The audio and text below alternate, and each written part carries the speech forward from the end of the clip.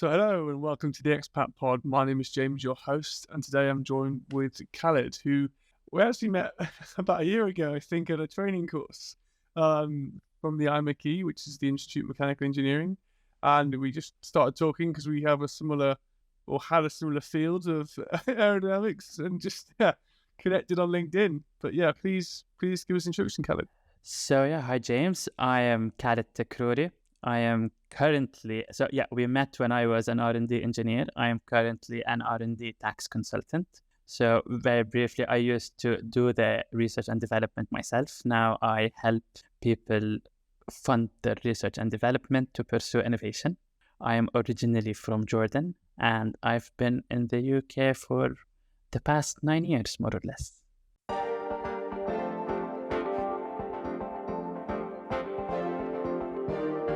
So welcome to section 1 of the podcast, all about getting there. So Khaled, this is where I kind of ask my guests some information of, what they had to do before they left their home country, in order to, I guess, sort out visas, sort out accommodation. I guess banking is an important thing as well.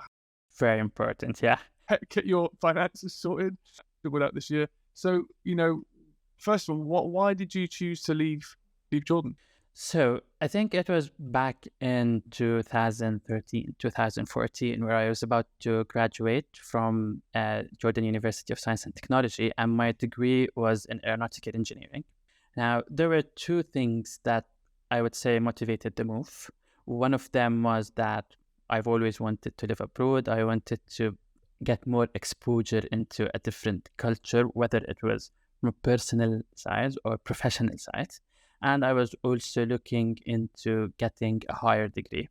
Now, I would say in terms of getting, potentially at that point, the plan was to go and study in the UK. So staying in the UK is a totally different story. It used to have much more challenges than nowadays before Brexit. So yeah, the task was to find something that I was interested in within my degree, and then get further education. And I was interested in going to the UK particularly because in Jordan, the education system was based on the US system, and both systems are fundamentally different. So in the US, it's mostly about doing multiple exams, getting grades, and then having who's the first on the batch, who's the second, who's the third. In the UK, the system is more hands-on working, collaborative project. So that really improves your soft skills in addition to learning. And also it was more the way that I like to work, and that makes sense. So I wanted to work on more hands-on project. I wanted more exposure towards practical application to what I've learned. And so what I did briefly is that I looked into universities. I was interested in doing computational fluid dynamics, so I did find a course at the University of Liverpool, which was very specialized in engineering simulations, and I applied and got a master's of research. So yeah, after I got the acceptance, I think the hardest bit was getting the visa, and it's unfortunate in a way that in order to get, so you might have two very skilled candidates. One of them is from, for example, back in the day, the EU, and the other from an Arabic country, and the process is completely different. It is literally, I mean, you could lose the position you have got or the acceptance you have got over things that you can't control. For example, in order to get the visa, you have to gather a huge amount of paperwork. You need to have a significant amount of money in your bank account for at least 28 days, even if you are going in for a scholarship. And in that sense, many candidates would just lose the great opportunity, although they are fully qualified, just because, for example, they couldn't have the money in their bank account for 28 days prior to submitting the visa application. Yeah. And to be honest, prior to Brexit, things were completely different from now in terms of even getting positions, because the demand was much higher, and the UK is still a very good spot for anyone who's looking to do postgraduate studies, simply because one of the main reasons is the language, because it's the most common second language, and you'd always have an advantage if you can speak English professionally or even similar to fluent. And in that sense, it was a very popular destination for anyone to apply and study. Now, when Brexit was on, that makes sense. When Brexit started, there were many Europeans didn't just want to move because it was too complicated. However, for other countries which were not UK, EU, it was still the same process. So nothing changed. So after Brexit, it became a bit easier to get a position or to get fund or to get a degree. But yeah, it's still very hard. You need to provide a lot of paperwork. You need a lot of funds. And I had to do an English test, which is the IELTS, where you need to have a minimum requirement, which is, I think, it depends what specialty you're going for, but it has to be at least 6 or 5.5, where it was. Is that what's it out of? 7 or 8. Okay. Yeah. There's still So effectively a high level of fluency. it is a high level of fluency. So yeah, when I moved, the first thing I had to do was to get my IELTS sorted, because it's valid for 2 years. So even if you don't get a placement this year, you can still apply next year. And so after I did my IELTS and I secured an acceptable mark, I started applying for the placements. I've got couple placements, and then I chose to go to University of Liverpool. And Good my choice. master's was, it was a very good university. Actually, the whole experience, I would say, was great. Beautiful Because university as well. it is. My bachelor's is at Liverpool. You were your bachelor's in Liverpool It's as also well. where I'm from. Okay. So Yeah. Well, a great city. That would have been it's very cultural and it's very diverse as well. So yeah, I would say my years, I stayed there for my master's and my PhD, and it was one of the best places that I've lived in, basically. yeah, just for everyone listening, we didn't plan that, the Liverpool connection would be there. It's just a happy coincidence. Yeah, it is a happy coincidence. Yeah. So yeah, that was for my master's. And after I finished my master's, the plan, I did have a solid plan, I would say, to stay in the UK. And after that, I was looking for multiple options. Do you want me to continue, or do you want to cut it? Oh, no, please. Well, I just have a quick question on the English language test course. Is there much kind of resource to help you practice for it? Like, can someone go and find information about it? Yeah, I mean, you can. It depends where you are based. But for example, there are plenty of resources online and in-person courses where you can find how to. It's held almost everywhere. So there are centers, or you can travel to your nearest city and do the exam. And is that in predominantly? I know this. So this, for me, can get annoying. Is that American English and British English? There's a lot of differences. There is a lot of difference, but I would say it's basic English. So. Okay, so it works. If you pass the assessment for British English, you would also be able to study with the same qualification in the States. Yeah, I mean, for example, in Jordan, most of the English that I studied was based on American English. So yeah, I'm sorry for that. Yes.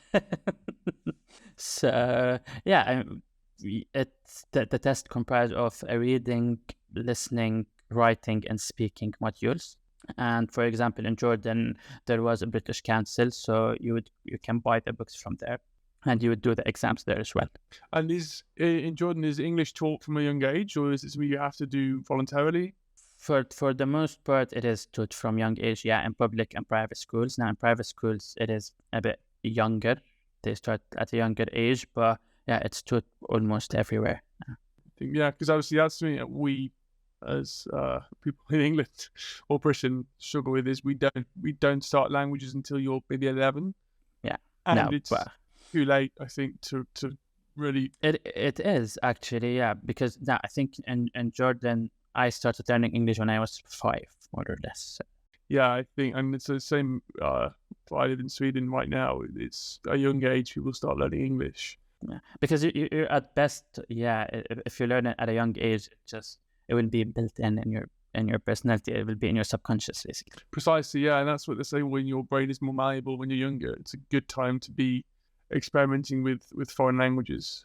Yeah, something which, if I had kids, I would try and encourage from a younger age is to learn. Yeah, exactly. At least like Spanish or Languages, Mandarin, maybe probably be useful. Yes, and it's also very good to read, whether you're reading literature or like scientific information in news. Usually things read more accurate when you read them in their native language rather than being translated, because you always have this slight risk that you will be reading the opinion of the translator in many cases rather than the original text. It's a very good point. Yeah. It's it'd be interesting to see. I haven't done this yet, but to understand, like, if someone can understand both of popular literature, the swing of influence that the translator has had. I'm sure there's many things on the internet. Yeah, there's many. Yeah, definitely. I might do that when I finish this course. Perfect. So you've obviously kind of got your place at university. Yes. You sorted your visa out. Did it cost a lot of money to do that, or was it funded by the university or by the government?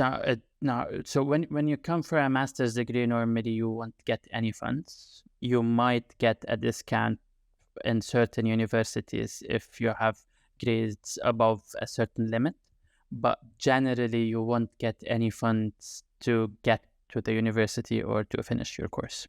So usually masters are self-funded. Master's courses are self-funded, at least in my case. And then the actual teaching part of it as well was obviously higher. You paid more than the UK students. Yeah, definitely. Yeah. I mean, for example, I did notice in some universities, for example, for an MBA, it's the same. Yeah. So it really depends on the course. In my case, that was the case, but I don't think I can generalize that on every course. I mean, I think MBA is just another level of expense. Yeah, exactly. But I did learn that you're Swedish or you're a citizen here, I think you get it for free. So yeah, there are some countries where you can do a master's for free. I think Germany is the same as well, but I'm not sure, to be honest. Yeah, I'm just jealous. Yeah, but I finished all my degrees, so I'm not jealous anymore. But no, but it's that bit of debt that I've got, which still makes me jealous. Yeah, it's when it goes out your salary every month. It's yeah, definitely.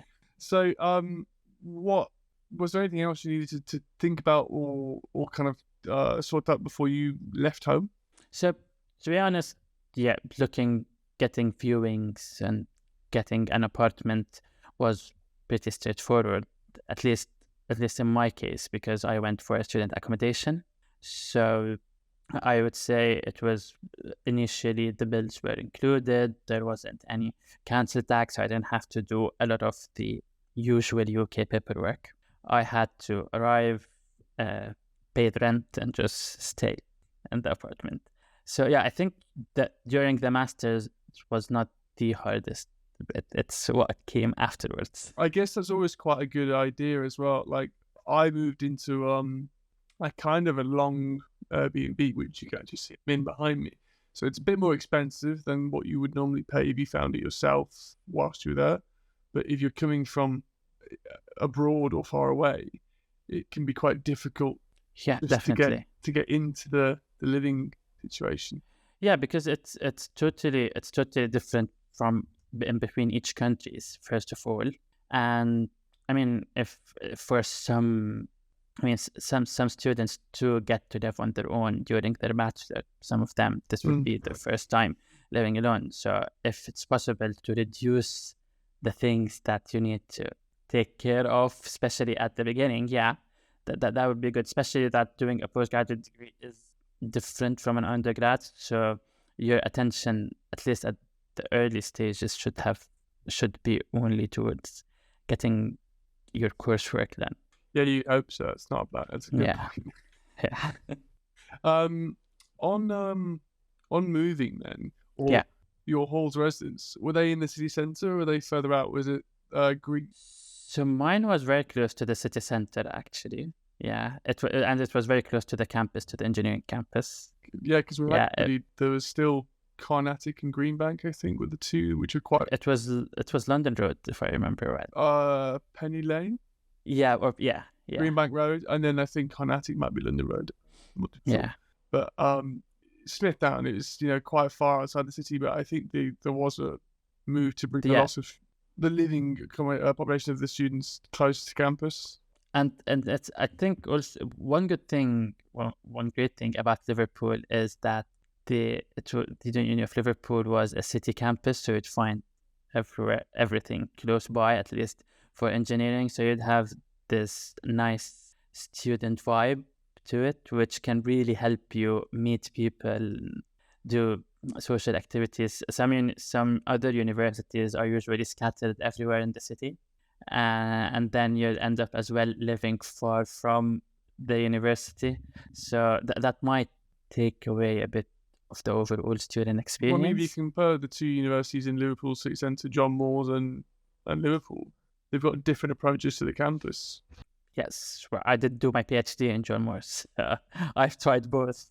And yeah, I would say from a student life side of things, yeah, being in University of Liverpool was a much better first experience, if you want. Yeah. Perfect.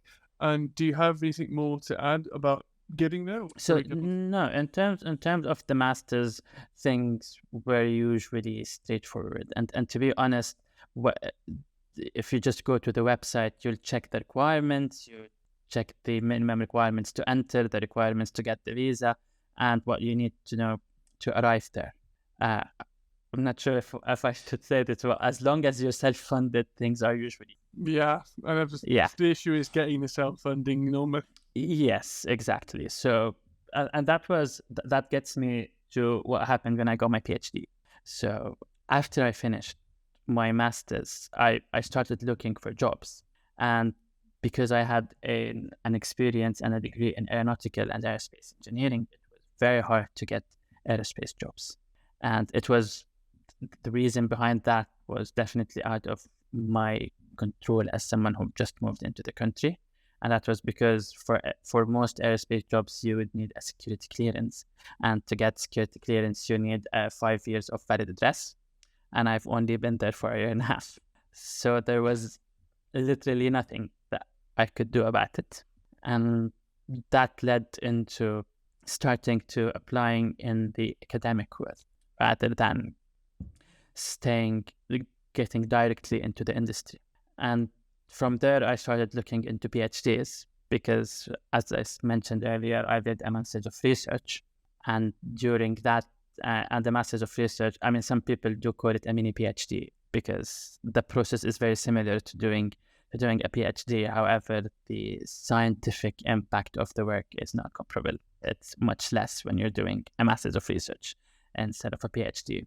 But because I was mostly surrounded by PhD students in the lab, and I did see how they work, what they do, I was familiar with the process. And then I started applying for a PhD. And I did get a PhD position in Liverpool, John Moores, where I did CFD as well. So similar to my master's from a fundamental point of view, but it was a totally different application. Amazing. Yeah. Perfect. Right. So I think that's a lot of great information for section 1. We'll go into section 2.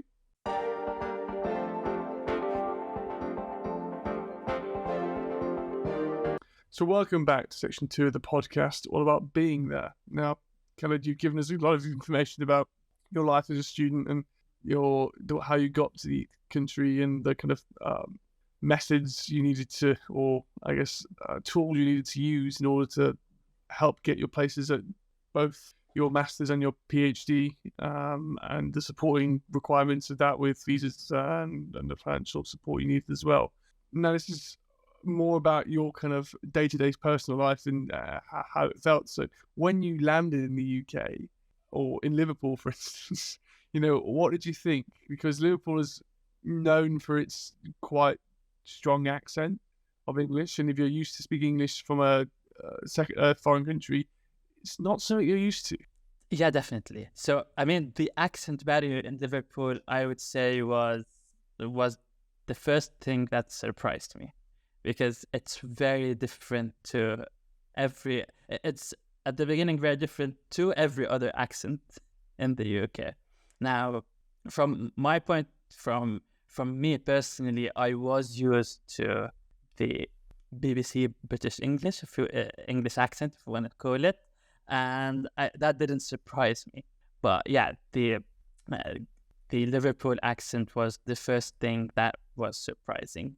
Now, to be honest, I was very lucky during my master's because I was part of a lab that had around 30 students, and each two, you wouldn't find more than two students of the same nationality. So it was like a cultural, every day was a cultural exchange day. We would just sit, each of us talk about his country. Whenever anyone is going on a holiday, he would bring some traditional food. We would try it, compare it against to everyone else's food and traditions. So, and this is one thing that Liverpool was one of the reasons why I really enjoyed living there. There is a lot of diversity there, a lot of nationalities, because it's a student city. You would meet interesting people on daily basis. So yeah, and also, I mean, both universities did have a lot of social activities. Also, because it's a cultural hub, the Beatles from there. So because it's a cultural hub, you would see many musicians and artists include Liverpool as part of their tours. So there was always something to do.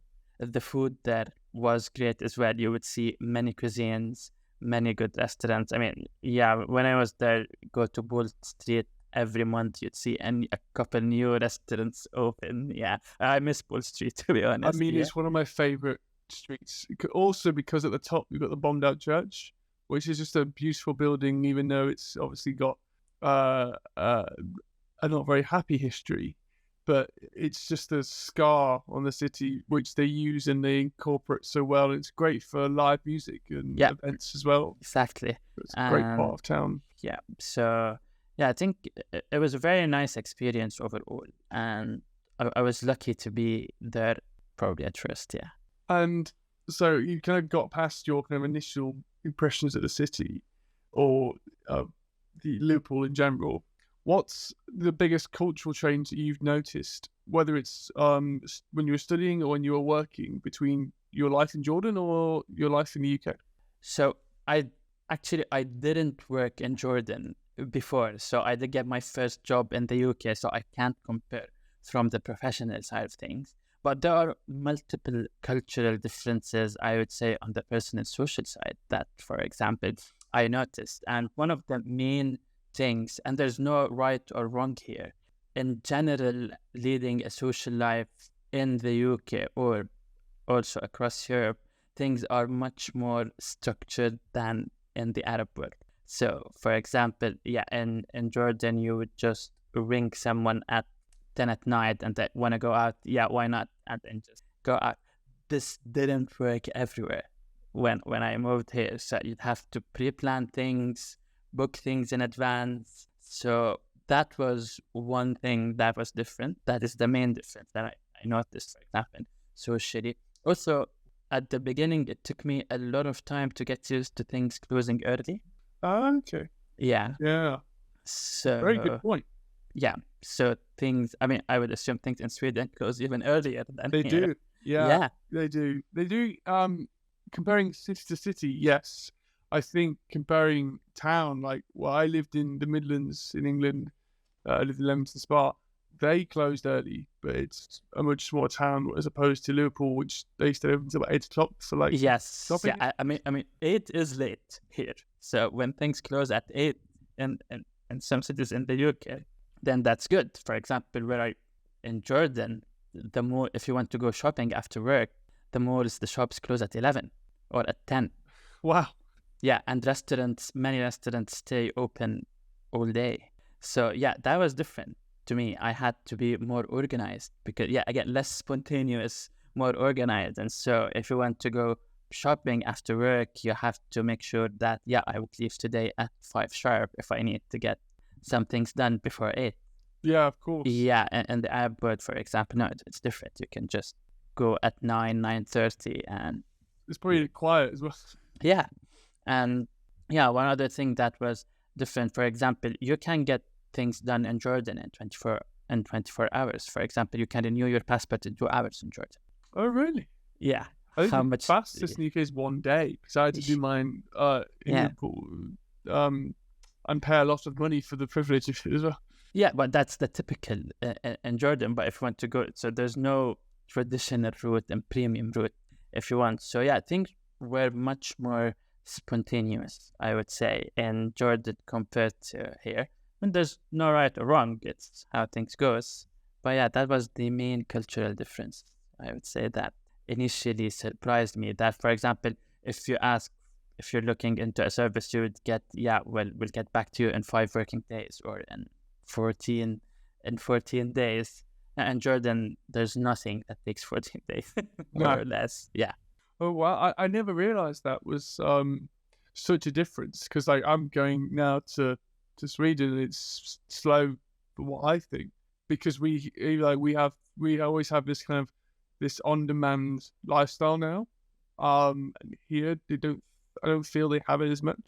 Obviously, people still want things tomorrow, but is resigned to, things take time, right? You've got to give people the right amount of time in order to do the job properly, rather than, hey, I want this thing now, I'm paying you more money, go do it. It's like, no. But it's all related to work-life balance, because I would say in some countries people would need a healthy work-life balance rather than focus on the financials. In other places, they are people who are willing to do the job. Is Jordan got a good work-life balance in your opinion, or? Not compared to here, no. So I would say everyone is overloaded with work. Would it make you think for America? Well, it's even worse, I would say. Yeah, well, I can see why you're working here.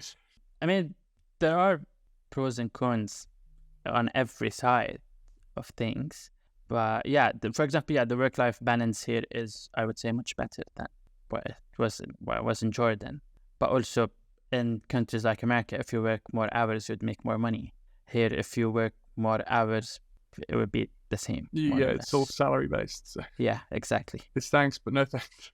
Interesting. And my next question is mainly on the kind of social side of things. So how have you compared, I guess it's probably difficult, because if you grew up in Jordan, you kind of had your friends up until you left, probably from a younger age.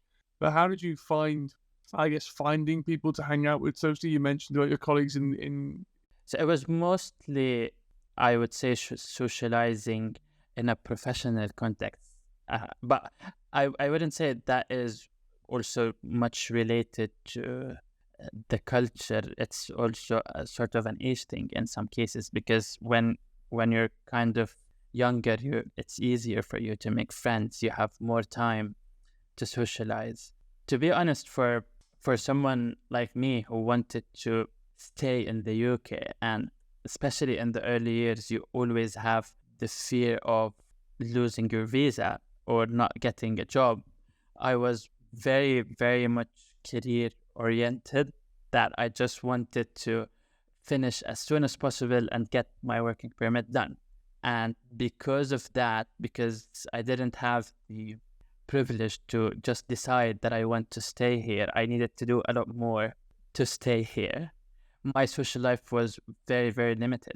I would say that really affected my social life, especially during my study period, I would say, because there is this pressure that you have to, for example, for my first visa, I had, I think, 16 months to renew it. So if I don't, otherwise I'd have to go back to Jordan, and then it will be much higher to get a different position if you're not resident in the country that you're in. So I have always had this, if you want, stress that I need to act as quick as possible. So I would say my social life was very limited because of that, and it was strictly in the professional context. So going out with people from work, with fellow researchers, after conferences, like we met during a course. That was the socializing did that I did do most of the time. And beyond that, I would say I was mostly working, unfortunately. But you have settled status now, right? Not yet. So I'm very close to getting it. But I'm still on a working visa. Yeah. Oh, so I guess once that working visa's sorted, will you relax? I mean, yeah, to be honest, so after I finished my postdoc, things were much easier. So now I do have, I'm socializing a lot more. That is because I returned back to doing some music. So I go to a lot of jamming sessions. I meet people with similar interests outside the professional context, if you want, outside the R&D world. Also, there is one very important factor, and that's why you can generalize when it comes to social life. Having a career in research is much lonelier than when you have a career in a client-facing job. Oh yeah, completely. Yeah, because usually when you are in research, you would spend your time in your lab, closed door, doing your stuff, and then every couple of weeks you would update your academic supervisor or your R&D supervisor on the progress. What issues do you have? What issues you don't? But when you are in a client-facing job, like for example, what I do now, there is a lot more socializing there. There is a lot of chance making friends or meeting like-minded people because you talk to more people on daily basis. I don't know if that answered your question. No, it did perfectly. I think very good point. Depends entirely on your career choice. You know, your need maybe for external social interactions. You know, if you have quite a stimulating job socially, you might crave the solitude, I guess, in the evenings, just to wind down and have time to think by yourself. Whereas if you're in the inverse, and as engineers, you spend a lot of time, head stuck in work, in wind tunnels or in labs or wherever, usually coding or something. You might crave then, going to the pub with some friends or going for a meal with some people, or as you said, joining jam sessions. And I play a lot of sport, so for me, sport is my, I guess, release and kind of where I get my social battery gets recharged. Yeah, and I mean, there's also a big side of it is whether you are socially an introvert or an extrovert, because there are different personalities. Some people are just more easygoing, meeting new people. Some people are not. And I would say, especially during my first years, I was into the introvert side. So part of it was on me personally. I wouldn't generalize my experience, my social life experience. But I would say, in general, everyone that I met were very nice. So the overall culture when it comes to socializing, because the UK is a very diverse place. When it came to socializing, I mostly had positive experiences. Amazing. Perfect. And is there anything else that you kind of jumps out to you when you think about when you first moved or living in the UK compared to Jordan?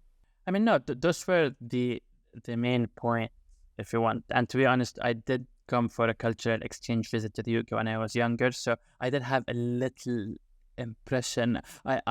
I had the feel of what I'm going to. It's better than what most people say, whether I watched Monty Python or I watched some British television. I know what to expect. Yeah, but no, I was in the country.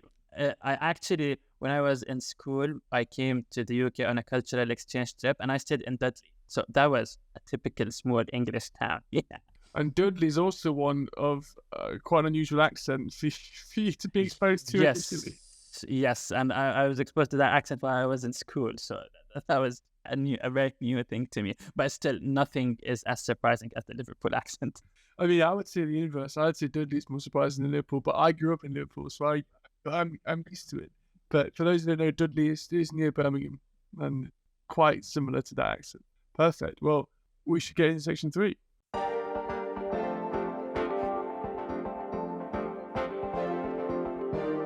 So hello and welcome back to section 3 of the podcast. A part I actually still haven't named yet.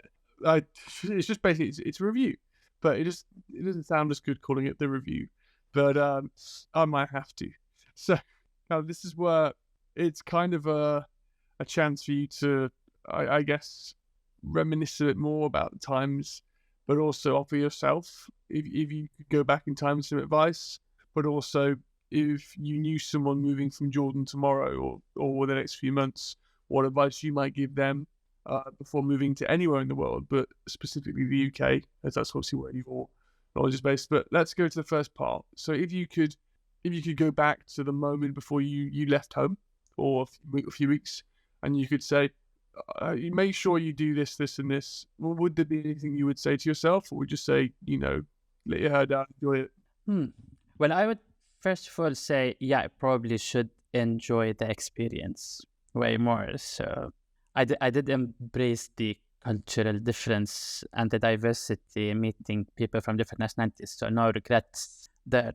But one very important thing that I would advise myself is that usually, especially in terms of professional development, we always come with ideas of how things should go. And I would say that if you're moving to a new place, just be open to options and have a chance. It's not just about exploring the country, it's about exploring yourself as well. So if you would have told me 9 years ago that I would come from being an aerospace engineer who just wanted to know what aerospace engineer is outside of Jordan, to working on a metaverse project related, then working in finance, I wouldn't have believed that would be the same person. And one of the things that was, I would say, different between Jordan and here, and I really liked it and embraced it, is that typically in Jordan, if you have an engineering degree, there is a very high chance that you would end up in an engineering job or what your hobby was initially. So if you had a hobby and you just made living out of it. But here it's different. You can learn and work on anything you want, basically, if you have good transferable skills. Yeah, it's a very good point. Yeah, I think engineering for me was more a lesson in how to learn and how to apply, I guess, problem-solving techniques. So it doesn't matter what the problem is. You learn how to logically think and critically think about, hey, I want to achieve this. These are my inputs. How do I get there? The other thing that I would advise, or looking back into think that in many cases, usually when one person moves abroad from any country to any other country, so I don't want to be specific, we tend to stay in our comfort zone. So we'd look for food from the country we moved from. We look for other people from the country we moved from to hang out with. Now, this can be very useful when you're homesick, for example, because everyone would get homesick. But also, you would lose a lot of the experience if you form a micro community. It would be a great integrate for some of the time, and then go and be in your comfort zone within a micro community. So you shouldn't do either 100%. There should be a balance, because every culture will impose some surprises on any person, and you would need to go and speak to other people with similar backgrounds to yours, can discuss it, see how you work around it. But then you shouldn't be 100% just ignoring where you came from and starting in your life. And also, you shouldn't just form or look for a micro community and not mix with others. So there is a balance that I would recommend that everyone find and do. Yeah, that's a very good point. I think when I first moved to Sweden, I had a list of things I wanted to do. On that was like curling, going to ice hockey matches, going skiing, which I haven't done here yet, which I might try and do next year. Maybe come back and visit some friends. Trying going to IKEA was one. Yeah. Which Well, sounds. you haven't gone to IKEA yet. Oh, I have. I've done that. I did that straight away to buy furniture or buy bedding. But the Swedish IKEA, which is the same as the UK IKEA, so it's truly authentic. But just silly things like that, just lists of like stereotypical, things of the country you're staying in. Like for you, going to the UK, it might be like, finding a black cab or something. I know going to eating a fish pub. and chips, watching a Premier League match. Yeah. Did you choose a team, by the way? Liverpool, was it Liverpool or Everton? Well, I did choose Liverpool. Good. Yeah. I actually wasn't really into sports, but I had to embrace the culture because you can't live in Liverpool and not watch at least one match for Liverpool. No. Well, my family all support Everton, and I support Okay. Liverpool because I was different. And my dad listens to this podcast, so he'll be enjoying that bit. That we're embracing the new market of people coming in and being expats. Perfect. And it also is a very good point you mentioned about finding your little kind of homesick remedies. So for me, I was in the winter. Winter was hard, right? I guess for you as well, because you must have come from a warm winter. I mean, to be honest, no, we do have this is one misunderstanding about Jordan. We have very hot summers and very cold winters. So Really? Yeah. So it does snow in Jordan. But does And it we have do get the daylight change as well? Or? Yeah, the change in we do change the time. Yeah. But is it substantial, like numbers of daylight hours per day? Yeah, it does change. Yeah. Right. I apologize. Apologies for That's ignorance. fine. Yeah, it's okay, but we do get very cold summer, very hot summers, and very cold winters. And I mean, at one point, the heat wave last year here, it did help the homesickness a little bit. It was very hot. One of the people who would But not complain. What I found was very funny is that when it gets extremely hot in the UK, the trains starting being delayed, there's traffic everywhere. In Jordan, when it rains a lot or when it snows, everything is delayed and then there's a lot of traffic. So in Jordan, not fully prepared for winter, and in the UK, they're not fully prepared for summer. I mean, in the UK, they're not prepared for either. It feels like to say, like, comparing it to Sweden, like they can run on anything. Yeah, I know. Yeah, I mean, I've been to Finland for a holiday. The weather is crazy all year, and they're just always prepared. So I guess you have to be, right? But going back to the point of finding the homesick remedies, I didn't know many British people living here, but there's 6 Nations in February, early March, and I didn't know where to watch it, so I went on a Facebook group and just asked, hey, does anyone know where I can watch the rugby? And they said, oh, there's this pub in the city. And it was like a British pub. I mean, it was like, I've not heard so many British accents. Like, that moved. It was really cool. Yeah. And, that instantly kind of made me feel a bit more at home. Yeah, and it does help. Yeah. Yeah. Wonderful. I mean, I would say I did feel that the most during COVID, because before we used to go to Jordan more frequently. So I would have the home dose, strong one every couple of months, and then come back. But then when it was COVID, it was around 2 years that didn't go to Jordan. And how did you find COVID in the UK? How was it like for you?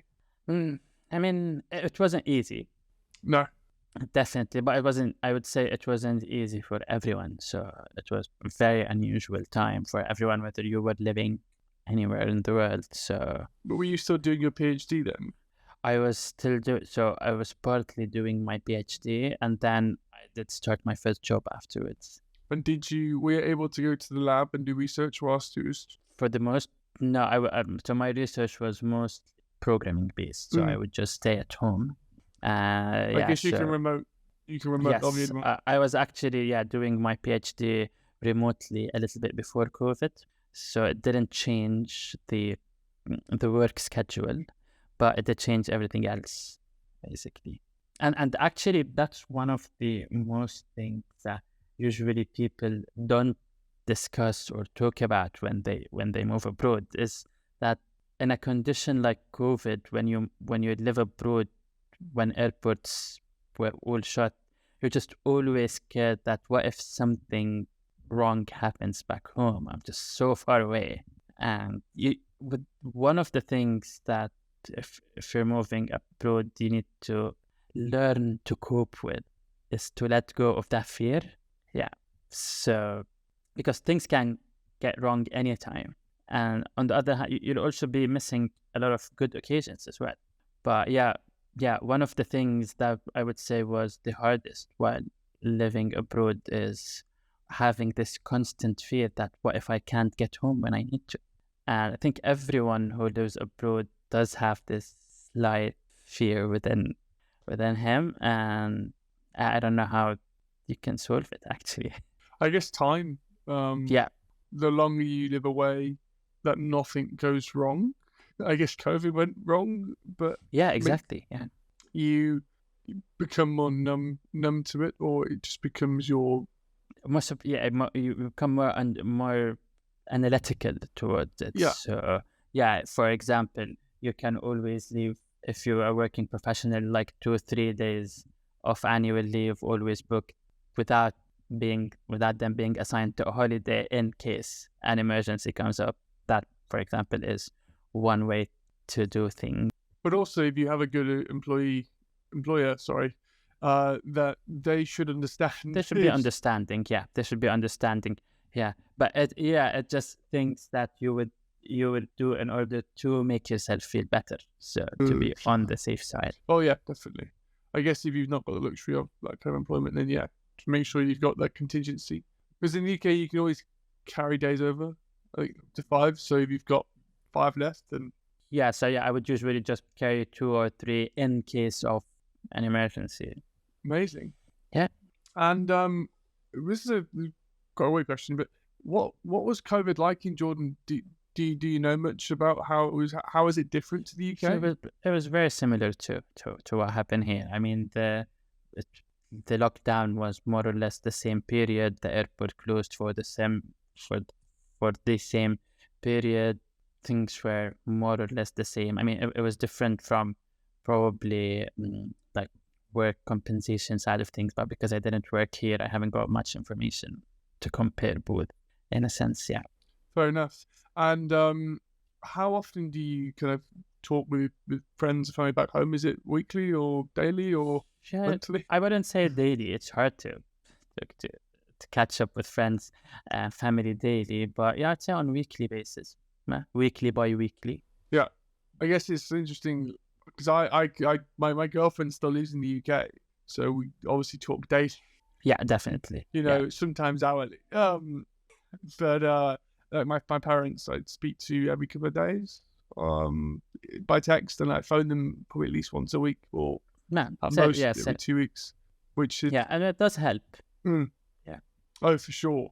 But because I guess I'm lucky that the flight's only 2 hours away, or I looked at it driving home because I have to move out in after summer, and it's about a 22-hour drive back to Liverpool. Wow. That's not stopping. But but it could be a nice road trip actually. I mean, that's what I'm potentially gonna have to do. But and also a beautiful way of traveling through Europe. But how long is the flight back to Jordan? It's around, so direct it's 5.5 hours. So it's not far. Yeah, it's not bad actually. It's doable. Yeah, definitely doable. Yeah. But it's similar to going to New York. Yeah, for example. Yeah. Perfect. And do you have anything more you want to add in terms of advice for anyone who's moving, or? No, not really. I mean, it is hard to give advice because everyone has, in a way, his own experience. So yeah, the way I usually like to do things or prefer to do things is I would tell my story, and then if it inspires someone to change something or learn from it, it's better than giving advice. Because if anything, my whole living abroad experience taught me is that literally everyone has got different circumstances. And I would be in the lab or at work with your colleague, he's sitting next to you, same position, same job, same qualifications, but very different circumstances to how they reached to where they are. So I would just give an advice that might be beyond not relatable to whoever is listening to us, I would tell my story as genuine as it is, and if it inspires anyone to solve a problem or to take an action, then I would be very happy that happened. Amazing. And if you are inspired, let us know in the comments. Because that's a good point. Because when I first moved, I started like doing a daily blog of just what I'm doing every day, and some of it was boring, but for me, it was a good way of just creeping down. I've got a nice little. It stopped at Christmas, which is unfortunate, but I have a nice little kind of journal of my time in Sweden first. It really helps you reflect as well, because sometimes when you live in the situation, it's much different to when you look at it from a different perspective and reflect on what would you have done better or how could you have solved the issue. Oh yeah, 1,000%. No, that's great. I had one more question, and it was about. Oh yes, of course. So my question is, what's your favourite place to visit in England or in the UK? Have you got a favourite place? I know Formby Beach is amazing. Yeah, Formby Beach is amazing. That's where I grew up. Yeah. But, shout out to Liverpool. It's one of the best places to be. Yeah. No, that's literally where I grew up, next to the beach. That's where it's a very nice place to grow up in. Yeah. It's one of the nicest beaches, actually. Yeah, I think it's the best in the country, but my friends from North Devon will disagree. Yeah. No, I would agree with you. I love Edinburgh.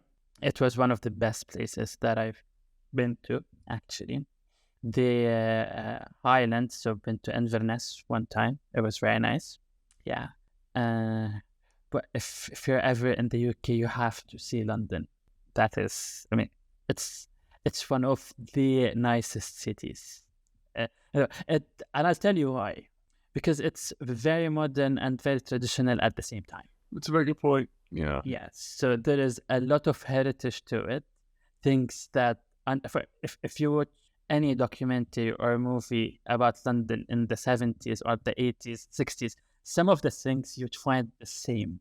But there has been a lot of development going around. So there is this very nice, if you want, cultural side to it. It still has this traditional bit surrounded by a lot of modern things. So it's a very nice combination. It's a very genuine mashup, because you could have it's just how London is. This is how it was built, this is how it's made, and this is how it will stay. So there is some sort of a genuine side to it. So it might not be everyone's favorite city, but it's worth visiting. Oh, for sure. It's grown on me, I think, as a city. When I was growing up, I used to kind of not really like London. I always thought, like Liverpool's 750,000 people, I think, the greatest city. London's 12. It's more than the country I'm in, and the country I'm in is much bigger by land volume than the UK. But I always felt it really lonely when I would visit, because you could see, you could probably see like a few thousand people a day, but not say hello to anyone, which was a bit like, I didn't like that so much. Now, as I spend more and more time there, you start to build up some friendships, and you people who live there. Plus, if you grow up in the UK or especially internationally, you tend to always know someone who lives in London. Yeah. So you have that kind of in for a social relationship with people, and also a tour guide or some recommendations of things to do. So yeah, that's a very good point you make. But also for a lot of people, because you grew up here and London was always from Liverpool one train ride away, in many cases you would take it for granted. I didn't go very often though. Yeah, exactly. You wouldn't go very often. Yeah. I go a lot more as an adult, but I lived an hour away when I lived in the Midlands. My girlfriend, let's say, was a tour guide in London, so often do go with her to work, and I've got many friends now living in London, so I go and see them. So yeah, I would say Edinburgh, London, Inverness, and Liverpool. Amazing. Well, thank you.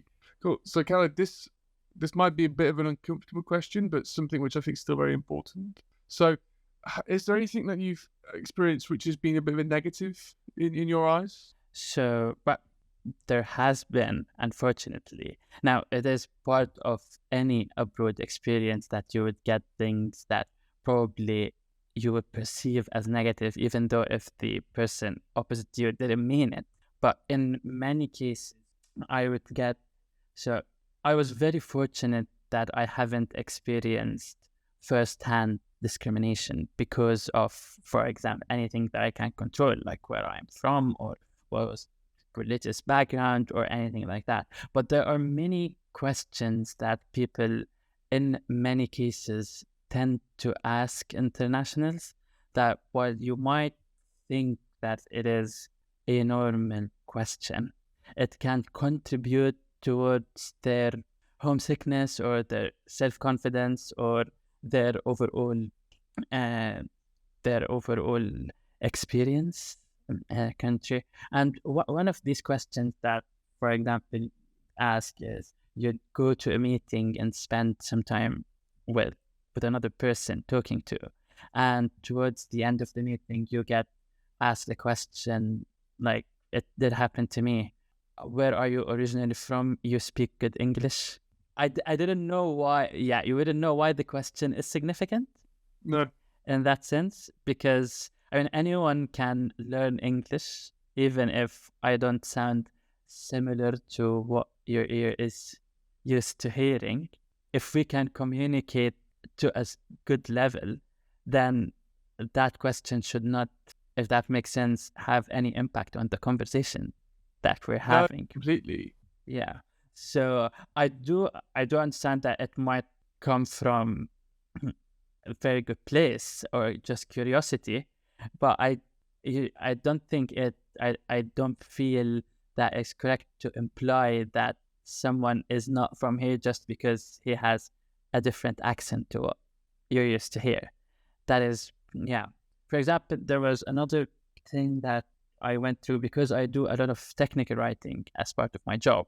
I had one time a report was reviewed, and then I got a question where I asked the reviewer, what did you think of the report? And their answer was, don't get me wrong, but I can only write it in one language. Imagine if I write this report in French, how would it read to you? And I thought that was very unusual because in a way, if you can always give advice to anyone, whether he's international or not, to improve, but you have to be specific.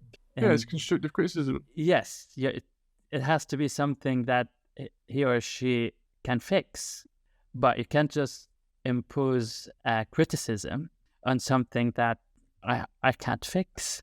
Well, it's just being a nasty person. There's no value added in that statement.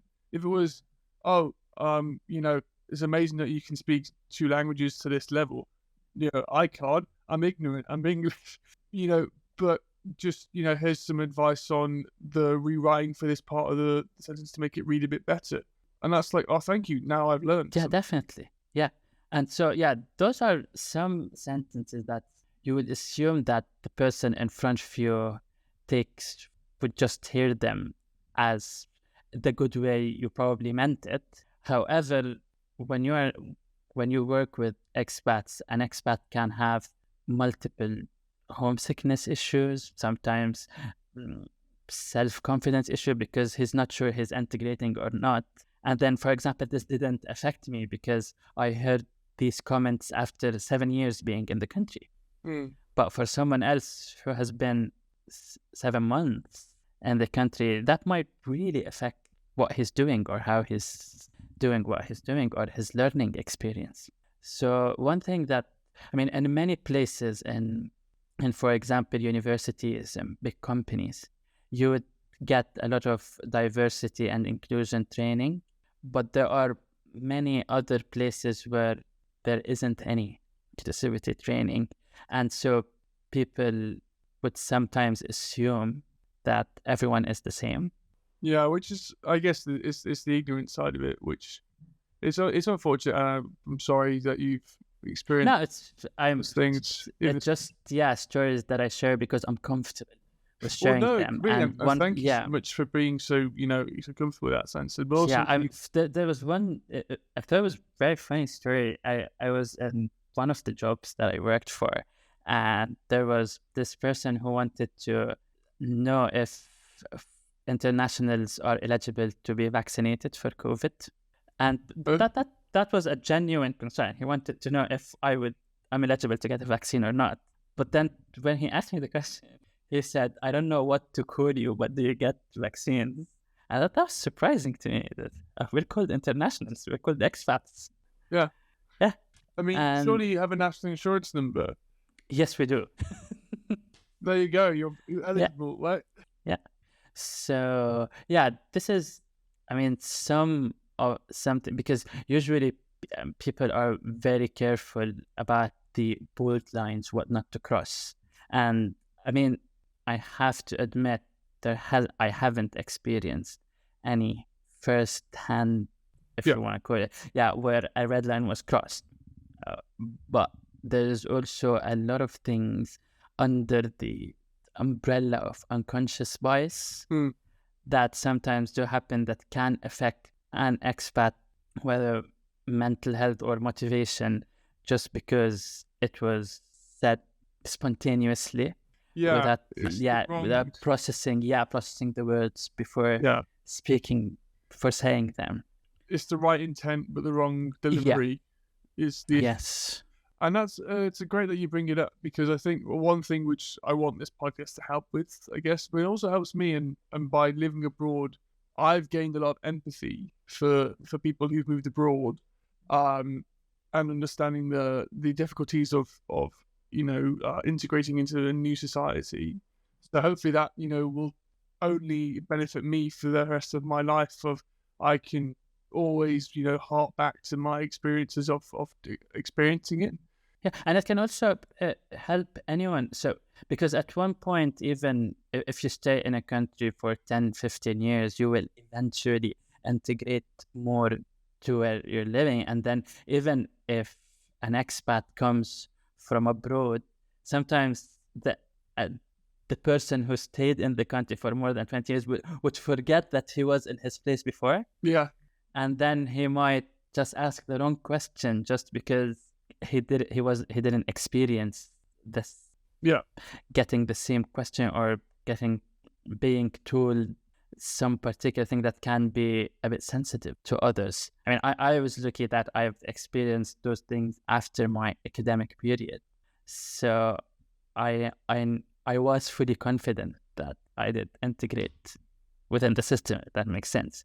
But for others, it might affect some very important life choices Completely. to them.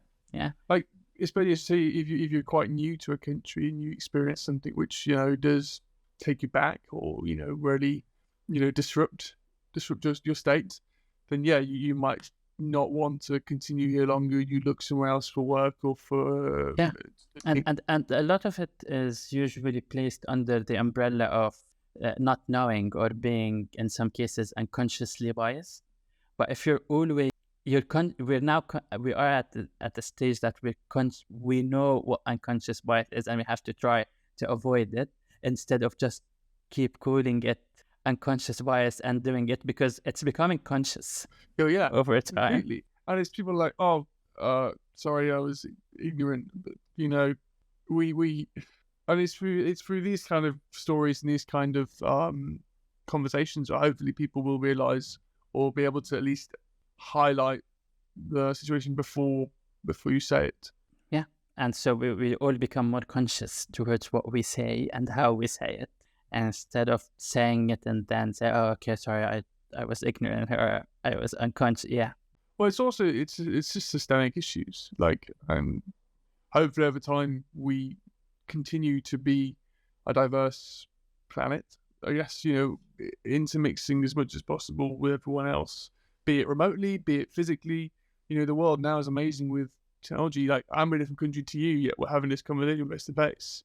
That works internationally. That can hopefully unlock a lot of these problems. And in many cases, you wouldn't believe how much you have, because we usually, when we talk about, and we did do that during this episode is we spoke about the differences, but there is a lot of similarities, more than we can imagine, that we just take for granted. I mean, I met you in an R&D course, and the amount of similarities between us, given where we studied, what our interests are, is very similar. Completely. I think I go back to a video I saw. I think it was a viral video of a man. He was in the UK, I think, but he was not of UK heritage. And he was saying, "What do you see? You know, if you see you can some water in different coloured cans. You see different coloured cans. If you open it up, it's all the same water." And it's that kind of thing of people see different genders differently, different. There's so many different ways to differentiate. But you look at, we're all human beings in the day. We're all trying to find food to survive and sleep, and definitely find ways to fulfill ourselves. And for the most part, we all want the best for each other. We're all kind. We have to be kind to each other, and the set of morals that we follow are basically the same. Hopefully. So yeah, hopefully, yeah. But we're all hopeful. So thank you, Khaled. I really appreciate your time on this. Thank you for having me.